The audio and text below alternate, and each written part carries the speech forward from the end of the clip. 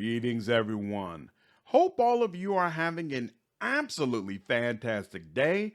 We are back again with more Pathfinder news, specifically about this D&D controversy that seems like it's not going to go away for quite some time. If you're not caught up on what's going on with Wizards of the Coast, I've dropped a video last week, or rather earlier this week, that goes through all of that. I won't rehash it here, but yesterday, Paizo finally made its official announcement, and it is a doozy. The headline alone should show you how crazy this is.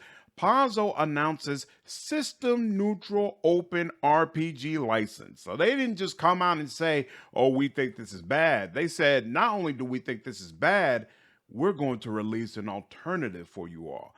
Crazy stuff. Let's go into the message. For the last several weeks, as rumors of Wizards of the Coast's new version of the open game license began circulating among publishers and on social media, gamers across the world have been asking what Paizo plans to do in light of concerns regarding Wizards of the Coast's rumored plan to deauthorize the existing OGL 1.0.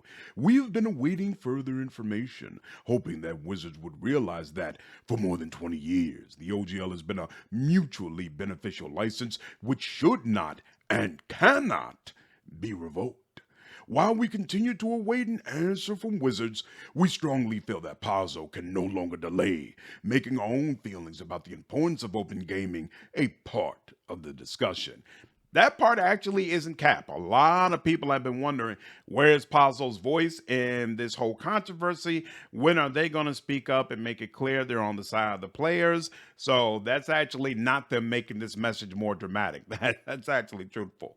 We believe that any interpretation that the OGL 1.0 or 1.0A were intended to be revocable or able to be deauthorized is incorrect.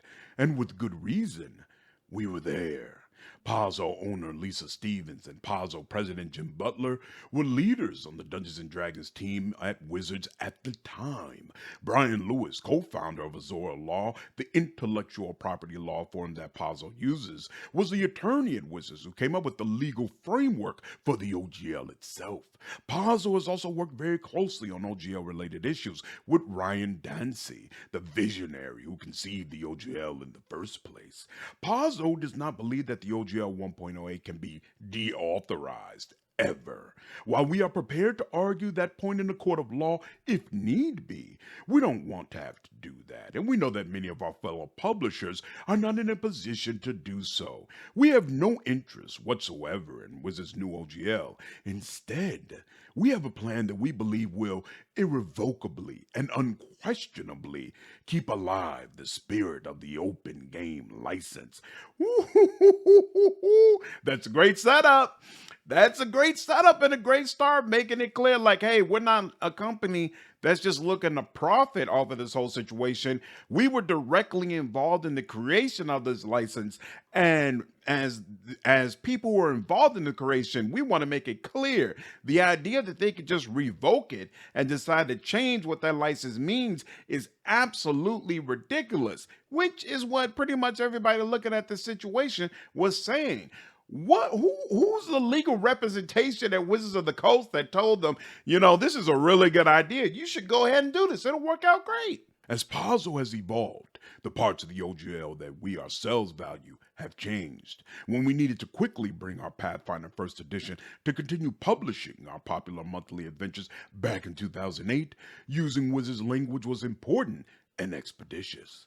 But in our non-RPG products, including our Pathfinder Tales novels, the Pathfinder Adventure card game, and others, we shifted our focus away from D&D tropes to lean harder into the ideas from our own writers.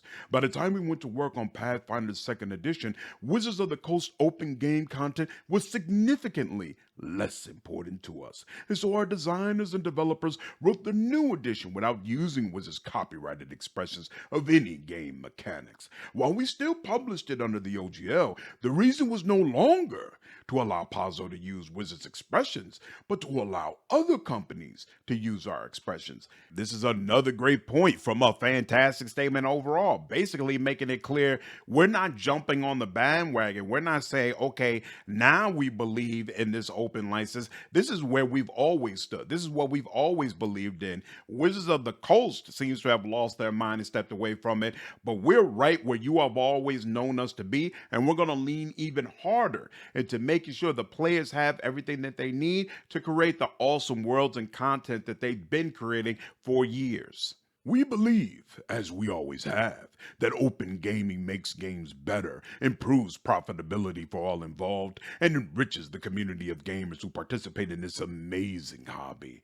And so we invite gamers from around the world to join us as we begin the next great chapter of open gaming with the release of a new, open, perpetual, and irrevocable Open RPG Creative License. ORC.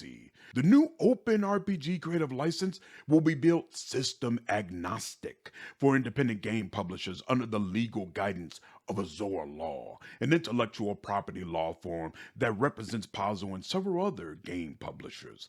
Paizo will pay for this legal work. We invite game publishers worldwide to join in the support of this system agnostic license that allows all games to provide their own unique open rules reference documents that open up their individual game systems to the world.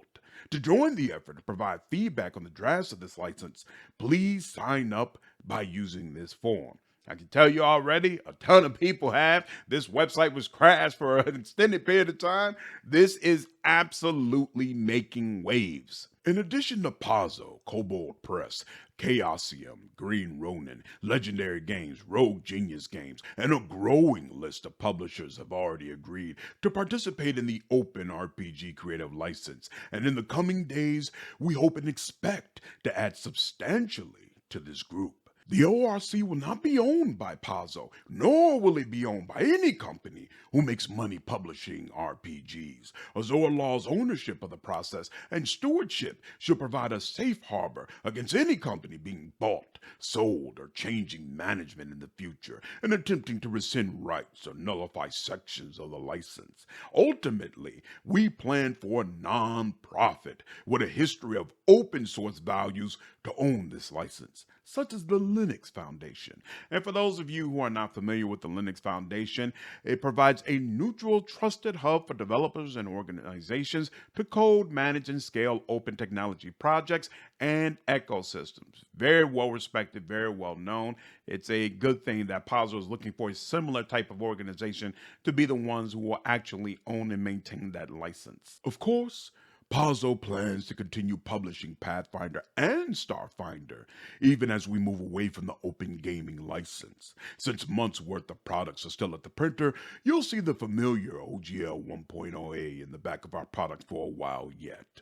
While the Open RPG Creative License is being finalized, we'll be printing Pathfinder and Starfinder products without any license, and we'll add the finished license to those products when the new license is complete. We hope that you will continue to support Paizo and other game publishers in this difficult time for the entire hobby. You can do your part by supporting the many companies that have provided content under the OGL. Support Pathfinder and Starfinder by visiting your local game store, subscribing to Pathfinder and Starfinder, or taking advantage of discount code Open Gaming during checkout for 25% off your purchase of the Core Rulebook Pocket Edition, or Pathfinder Beginner Box. Support Kobold Press, Green Ronin, Legendary Games, Roll for Combat, Rogue Genius Games, and other publishers working to preserve a prosperous future for open gaming that is both perpetual and irrevocable. We'll be there at your side. You can count on us not to go back on our word. Forever. Paizo Incorporated. Crazy! Crazy, crazy, crazy. That is a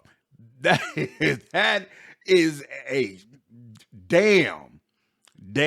Wizards of the Coast did not need this. Like I felt relatively confident, Paizo will come out and make it clear that they felt like Wizards of the Coast was wrong. I did not expect them to just charge out the gates and say, we're making our own license, help us make it happen. This is absolute nonsense. We're completely breaking off from these people. But I mean, now seeing it, it's a genius move. It's a genius move. There are so many people online who are showing pictures of their game rooms with just walls of D&D content and making it clear I'll never support anything that Wizards of the Coast does ever again, and I'm moving all of that support over to Pathfinder. And I think it's reached a point where even if Wizards of the Coast comes out publicly and says, "Oh, the leak was complete trash. There was nothing real about it whatsoever. We never planned to do that, and we're going to keep the license exactly the same," the damage is done. The damage is done. You have lost a bunch of customers. You've lost a lot of support. Your stock is way down. Like, the damage is already done, and it is purely a self-inflicted wound. It was self-inflicted when you decided to change the license to begin with, and then you shot yourself again when the leak occurred, and you didn't immediately write the course and say, you know what, we better keep this the same. Now is not the time, and come out publicly and say this is not true. The license is going to stay the same. Like, to just let something like this sit and give a company like Paizo the opportunity to be able to just come in and swoop up all of your fans. Insanity. Insanity. And as much as it feels good to see Wizard of the Coast and Hasbro get what they deserve, I feel bad for all the people who have hitched their goals to this brand who are now being hurt by it. I mean, Critical Role, I'm sure, is not pleased by what's going on, but they got a bunch of money. They'll be okay. But like, even now on Twitter, there's been a whole wave of people canceling all of their subscriptions at D&D Beyond, and I'm sure the messages that the people who work there are getting are not pleasant at all. They don't have nothing to do with this. They're not the ones who decided to change this license. So it's folks like that who, man, I'm a huge fan of Baldur's Gate. But I was excited about Baldur's Gate 3. How's this whole situation going to affect Baldur's Gate 3? I expected Baldur's Gate 3 to, have this huge launch and really become something where it was going to make people look at PC gaming differently. How does this whole situation impact it? It has to. It has to. I guarantee you there's a whole lot of people who would have been willing to buy Baldur's Gate 3 that are now second guessing whether or not they're going to do that based on this. Now, of course, it's not coming out until August, so there is the opportunity to gain back some of that goodwill for Wizard of the Coast to do the right thing. But who really believes Wizard of the Coast is going to do the right thing? Who believes that they're going to make the corrections necessary to gain back the goodwill that they had? It's just sad. It's just sad and so unnecessary. So unnecessary. But hey, I'll take it. Y'all already know I love Pathfinder. So bring on the new gaming renaissance with Pathfinder at the center of it. It is all good with me. Hope all of you enjoyed this video. If you did, please leave me a like, share this content, subscribe to the channel, and become a member if you're not already. I will see you all in the next video. Take care.